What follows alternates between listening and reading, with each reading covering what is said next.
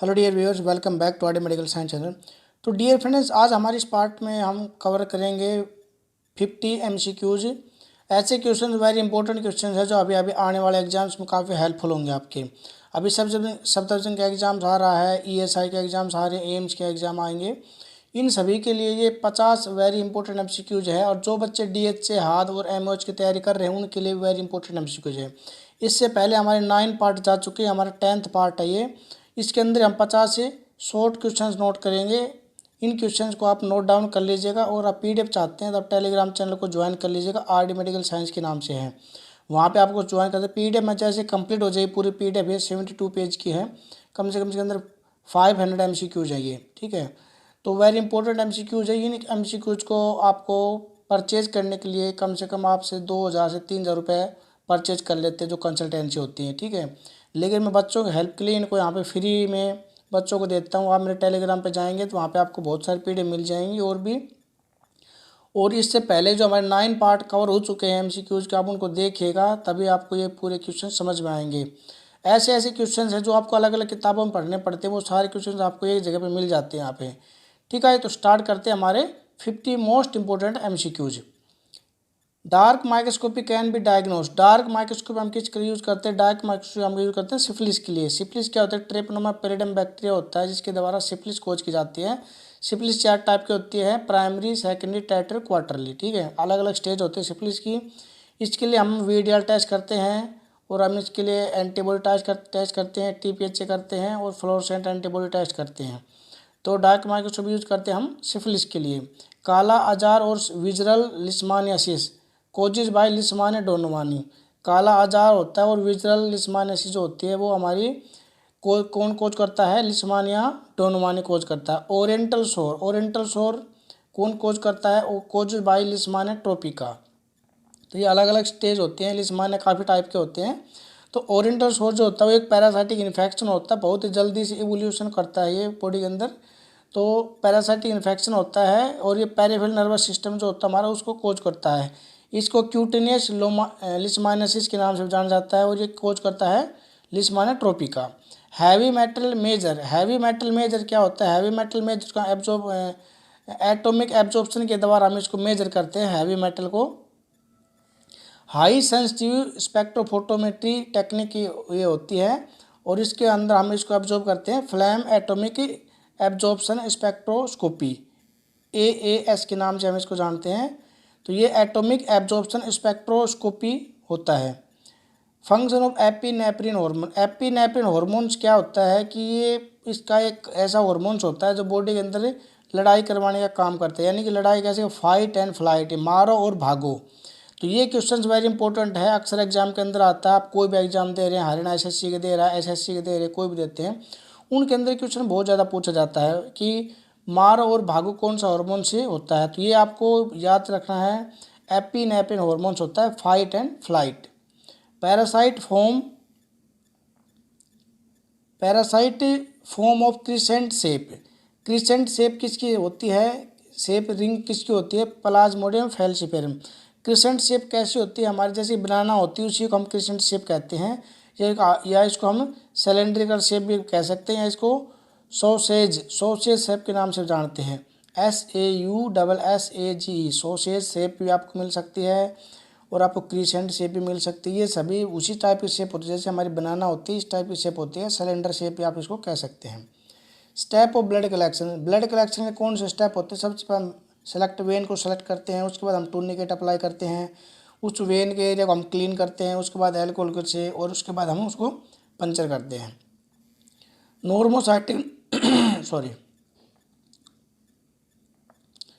Normocytic normochromic anaemia. Normochromic anaemia हमें कब मिलता है? जब प्लास्टिक एनीमिया होता है किसी को, या हीमोलाइटिक एनीमिया होता है, उस कंडीशन में हमारी जो RBC की शेप होती है वो नॉर्मोसाइटिक होती है, जो कलर होता है वो भी नॉर्मोक्रोमिक उसमें हमें मिल जाता है। प्लास्टिक एनीमिया के अंदर क्या होती है? हमारी जो बॉडी होती है उसके अंदर बोन मैरो होती है, उसमें सेल्स का डेवलपमेंट कम होना स्टार्ट हो जाता है। टेम्परेचर ऑफ कॉम्प्लीमेंट टेस्ट के लिए टेम्परेचर जो होता है 37 डिग्री सेंटीग्रेड होता है। Zoonotic disease very important question होता है, अक्सर एग्जाम में आता है। जोनोटिक डिजीज किससे होते हैं? यार्सिनिया नामक ये बैक्टीरिया से होती है, यार्सिनिया, ठीक है। तो जोनोटिक डिजीज क्या होती है? ये कि ये ट्रांसमिट होती है एनिमल से, यानी कि एनिमल से जो डिजीज़ हमें ट्रांसमिट होती हैं उन्हें हम जोनोटिक डिजीज़ के नाम से जानते हैं। जैसे कि हमारा रेबिज होता है, एंथ्रिक्स है, ब्रूसेलोसिस होता है, इन्फ्लुएंजा है, फ्लैग है, लैम डिजीज़ है। तो लैम डिजीज़ का अक्सर एग्जाम आता है। लैम डिजीज़ होती है किस कैटेगरी में आती है? जोनोटिक डिजीज़ होती है, जोनोटिक, ठीक है। तो ये यार्सिनिया से होती है। Function of fluoride oxalate, oxalate जो हम यूज़ करते हैं हमारे शुगर टेस्ट के अंदर है, उसका क्या काम होता है? उसका मेन काम होता है इनहिबिशन ऑफ ग्लाइकोलाइसिस, यानी कि वो ग्लाइकोलाइसिस की क्रिया को रोकता है, जाकि इसमें हमारी जो ग्लूकोज होती है वो वहीं की वहीं पे हमें मिल जाती है। जैसे हम शुगर के ट्यूब में सैंपल लेते हैं, हम क्यों लेते हैं? इसीलिए लेते हैं क्योंकि ग्लाइकोलाइसिस क्रिया को रोकता है और जो ब्लड के अंदर जो ग्लूकोज की मात्रा होती है वो हमें सेम वहीं पर मिल जाती है। Function of sodium dodecyl, function of sodium dodecyl in electrophoresis gel, electrophoresis के अंदर जो फंक्शन जो हम यूज करते हैं कि सोडियम डोडेसिल, उसका काम होता है बेसिकली डीनेचरेशन ऑफ प्रोटीन। तो ये जो सल्फेट पॉलीएक्रिलामाइड जेल होती है इलेक्ट्रोफोरेसिस में, SDS पेज इलेक्ट्रोफोरेसिस होती है, उसके अंदर हम यूज करते हैं। इसका मेन जो काम होता है वो होता है denature of protein that will undergo electrophoresis, जो इलेक्ट्रोफोरेसिस हम यूज करते हैं। Sterilisation in hot air oven, in sterilisation hot air oven के अंदर जो टेम्परेचर होता है वो 160 डिग्री सेंटीग्रेड होता है, वो 30 मिनट के लिए हम उसको रखते हैं।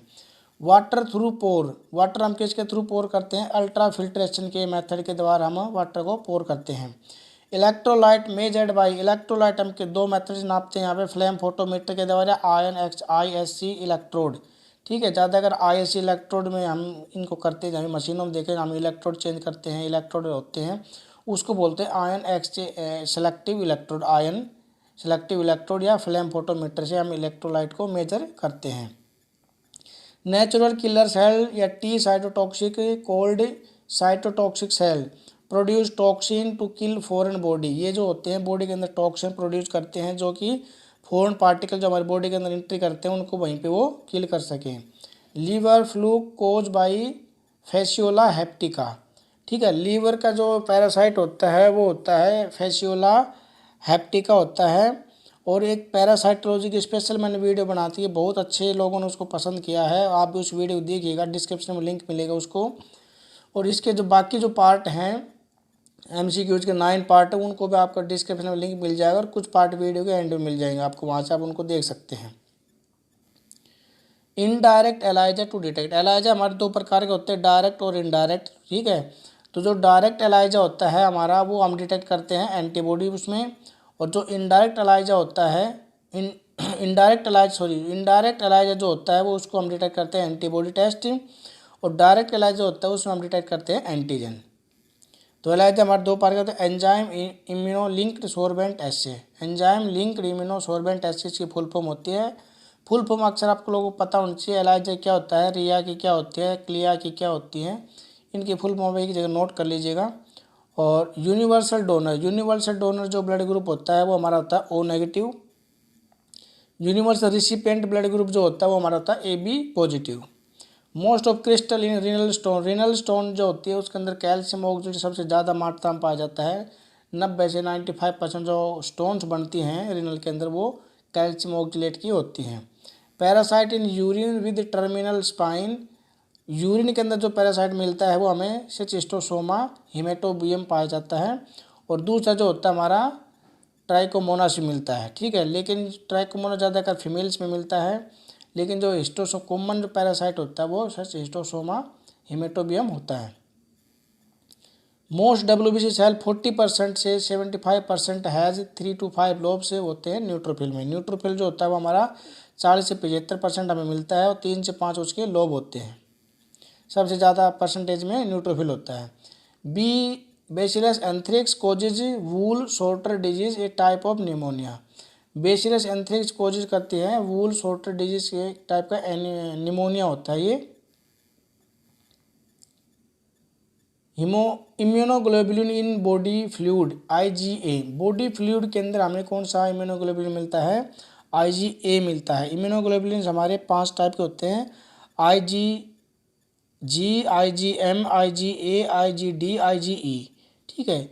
और जो IgA है यहाँ पे हम बात करें IgA की, इसका हम एक अलग से वीडियो बनाएंगे ठीक है। ये हमारा पाया जाता है हमें म्यूकस मेम्ब्रेन में, टीयर्स में, स्लाइवा में, स्वीट में, स्वीट का मतलब यहाँ पे पसीना है, और कोलेस्ट्रम में, जीआईटी में, और स्मॉल अमाउंट में ये हमारे ब्लड के अंदर मिलता है। 1 से 4 mg/ml ये है ब्लड के अंदर भी मिल जाता है हमें।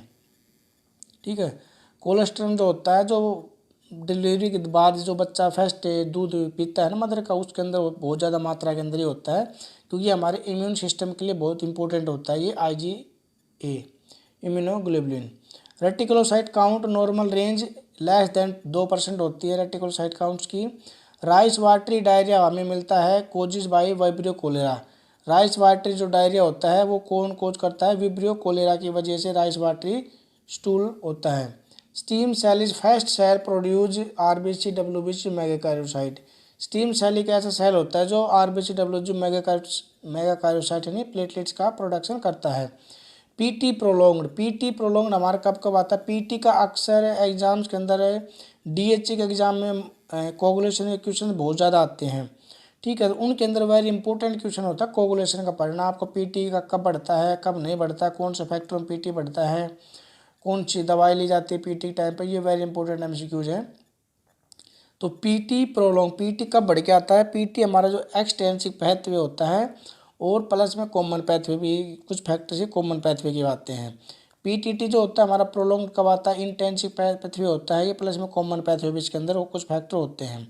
अब बात करते हैं विटामिन के डिपेंडेंट फैक्टर। विटामिन के पे डिपेंडेंट फैक्टर कौन कौन से होते हैं? फैक्टर हमारा 10 है, फैक्टर 7 है, फैक्टर 9 है और फैक्टर 2 है। 1972 में इन फैक्टर्स का इन्वेंट्री हुई थी, यानी खोजे गए थे।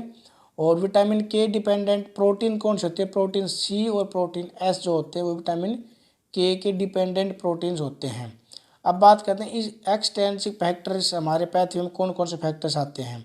फैक्टर हमारा 7 हो जा, फैक्टर 10 है, फैक्टर 5 है, फैक्टर 1 और फैक्टर 2, ये आते हैं हमारे एक्सटेंसिव फैक्टर्स में। ठीक है।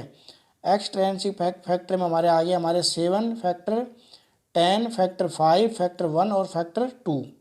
इंटेंसिव फैक्टर हमारा जो होता है जो इसको हम बोलते हैं PTT, जिसके लिए हम कराते हैं, उसके लिए हमारा आ जाएगा factor 8, factor 9, factor 11, factor 12, factor 10 और फैक्टर 5, फैक्टर 1 और फैक्टर 2।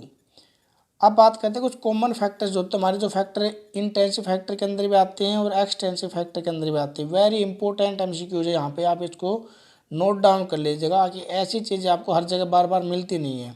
कॉमन फैक्टर जो हमारा तो होता है 10, फैक्टर 5, फैक्टर 2 और फैक्टर 1 जो होते हैं हमारे कॉमन फैक्टर होते हैं। ये यहाँ पे इन्होंने बता रखा है, अगर किसी को ये रोमन काउंटिंग होती है ना, जैसे कि फैक्टर 1 है, फैक्टर 2 है, फैक्टर 3, फैक्टर 4, फैक्टर 5, इस तरह से इन्होंने यहाँ पे पूरे फैक्टर्स की काउंटिंग करके दिखा रखी है। तो इनको आप स्क्रीनशॉट ले सकते हैं या नोट डाउन कर लीजिएगा। Tumour marker for hepatocellular carcinoma. Hepatocellular carcinoma के लिए सबसे बेस्ट जो टेस्ट किया जाता है वो किया जाता है हमारा अल्फा फेटोप्रोटीन। ठीक है, AFP, अल्फा फेटोप्रोटीन जो ट्यूमर मार्कर टेस्ट होता है। Croup disease caused by para influenza virus. ठीक है, क्रूप डिजीज जो होती है वो पैरा इन्फ्लुएंजा वायरस के द्वारा कोज की जाती है। हाइपोकैल्सीमिया मतलब होता है कि बॉडी के अंदर कैल्शियम की मात्रा के नॉर्मल लिमिट से कम हो जाना। ठीक है, तो लेस देन 7.5 mg/dl आएगा यहाँ पे। ठीक है, 7.5 mg/dl ऐसे अगर आपकी वैल्यू कम हो जाती है तो आपको हाइपर कैल्शियमिया हो जाता है, हाइपोकैल्शियमिया। और हाइपर कैल्शियम अगर आपकी वैल्यू 10.5 से, हमारे नॉर्मल रेंज होते हैं 10.5 से 10.2 तक, 10.2 से 10.5 तक, अलग अलग थोड़ा बहुत वेरी करता है, अलग अलग मशीनों में या अलग अलग कंपनियों के रिजेंट यूज़ करते हैं। तो 10.2 से अबाउ चली जाती है, मतलब नॉर्मल रेंज अगर अबाउ चली जाती है तो आप उस कंडीशन को बोलते हैं हाइपर कैल्शियमिया। HbA1c के लिए मैंने अलग अलग वीडियो बनाई है, अभी हाल ही में एक वीडियो भी पोस्ट की थी मैंने HbA1c के। यहाँ पे ब्लड शुगर फास्टिंग के द्वारा HbA1c कैसे निकाल सकते हैं, शॉर्ट ट्रिक है, बगैर आपको टेस्ट लगाए आपको अपनी HbA1c वैल्यू पता चल जाएगा। उस वीडियो को आप जरूर देखिएगा। ठीक है, और HbA1c वैसे भी लॉन्ग वीडियो भी मैंने बना रखी है, उसमें डीपली मैंने एक्सप्लेन कर रखा है सारी चीज़ें, मेथड क्या होता है, प्रिंसिपल क्या होता है, कैसे हम मेजर करते हैं ग्लूकोज को HbA1c मेथड के द्वारा। तो पूरी डिटेल बता रखी, लेकिन यहाँ पे मैं HPMC रेफरेंस रेंज है इनको बता देता हूँ। आपका 4.5 6.4 होती है तो आपको एक्सीलेंट में होती है, कंट्रोल्ड होती है। और 6.5 से 7.0 में जाएगा तो गुड कंट्रोल में हो जाएगा आपका। और 7.1 से 8.0 एक्सेप्टेबल होती है, मतलब ज़्यादा ही है, ये एक्सेप्टेबल में तो नहीं आएगी ये। और 8.0 से ऊपर जाती है तब ये पुअर कंट्रोल होती है, ठीक है। तो ये वेर रेंज आपको अलग अलग मिल जाती है अमेरिकन डायबिटिक एसोसिएशन के हिसाब से। ये 4.5 से लेकर 6.5 तक आप नॉर्मल मानोगे, उसके ऊपर जो हो जाती है अलग अलग रेंज आ जाती हैं। और जो पेशेंट डायबिटिक होते हैं उनके हिसाब से वो थेरेप्यूटिक उस रेंज में आ जाती है जो मेडिसिन लेते हैं। राइट स्टेन, ठीक है। राइट स्टेन हम can use for WBC differently के लिए हम राइट स्टेन का इस्तेमाल करते हैं, लिस्मान स्टेन करते हैं, फील्ड स्टेन करते हैं। तो यहाँ पे उन्होंने राइट स्टेन का पूछा है तो जो ऑप्शन में दे रखा है WBC, तो आप WBC भी टिक लगाइएगा। वूपिंग कफ कोज, वूपिंग कफ किस चीज़ वेरी इंपॉर्टेंट बोर्डेटेला परटूसिस जो वूपिंग कफ कोज होती है बोर्डेटेला परटूसिस से होती है। अनफ्लैक्सिबल इम्यूनोग्लोबुलिन, अनफ्लैक्सिबल इम्यूनोग्लोबुलिन आपका क्या होता है IgE, ठीक है। IgE जो होता है वो अनफ्लैक्सिबल इम्यूनोग्लोबुलिन होता है। Immunoglobulin against ABO blood group, ABO blood group very important MCQ है यहाँ पे, ये very important. Immuno blood group system के अंदर कौन सा इम्यूनोग्लोबुलिन होता है एक्स्ट्रा एग्जाम में पूछा जाता है, तो IgM आएगा आपका वहाँ पे ब्लड ग्रुप के लिए।